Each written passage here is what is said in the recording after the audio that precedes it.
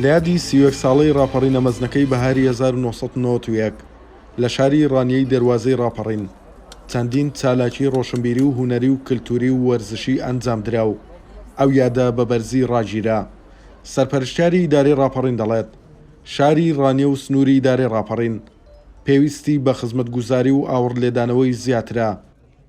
سوپاسی ئەو جۆس و خۆشە و هەموو ئەو لایەنانە دەکەم کە ئەمڕۆ هەساون بە ئەنجامدان و ڕێخستنی ئەو فیستیڤالەکە لە یادی 31 ساڵیادی ڕاپەڕینە و پیرۆزبایی لە سەرجەم خەڵکی شاری ڕانی دەروازەی ڕاپەڕینەکەم پەیامیشم بۆ دام و دەستگاکانی حکوومەتی هەرێمی کوردستان ئەوەیە کە ڕاپەڕین و خەڵکی ڕاپەڕین و شاری ڕانیە پێویستی بە ئاور لێدانەوە و خزمەتکردنی زیاترە.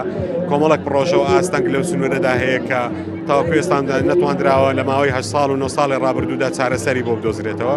بۆیە ئومێد دەکەین کە لە ساڵی 2022دا حکوومەتی هەرێمی کوردستان هەموو ئەو ئومێدانەی لە ساڵانی ڕابردوودا هەبوو بێ بە شێوەیەکی کردارێکی لە ئەرزی واقعدا بەرجەستە بکرێەوە داخوازی و ویستی خەڵک بەدی بهێنرێت. 31مین ساڵەی ڕاپەڕینی بەهاری 1991 ئەم ساڵ جیاوازتر و پڕجۆش و خرۆشتر بوو لە شاری ڕانیا کە بەڕێوەبەرایەتی ڕۆشنبیری و هونەری ڕاپەڕین و زانکۆی ڕاپەڕین و چەند پەیمانگە و خوێندنگایەکی حکومی و ئەهلی تێیدا بە چەندین چالاکی جۆراوجۆر بەشداریان کردبوو.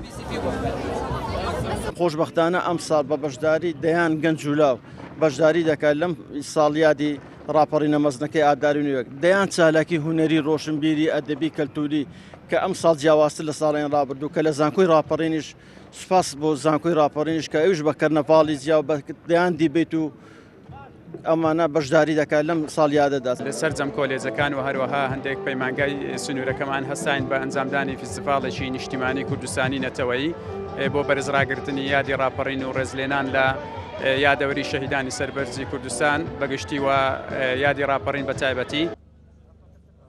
لە ساڵیادی ڕاپەڕینە مەزنەکەی بەهاری 1991 لە بەردەم مۆنومنتی شەهیدانی ڕاپەڕین تاجەگوڵینەی کەسوکاری شەهیدان و ئامادەبوانی کەرنەڤاڵەکە دانراو دواتر بە چەندین چالاکی جۆرا و جۆر یادەکە بە بەرزی ڕاگیرا.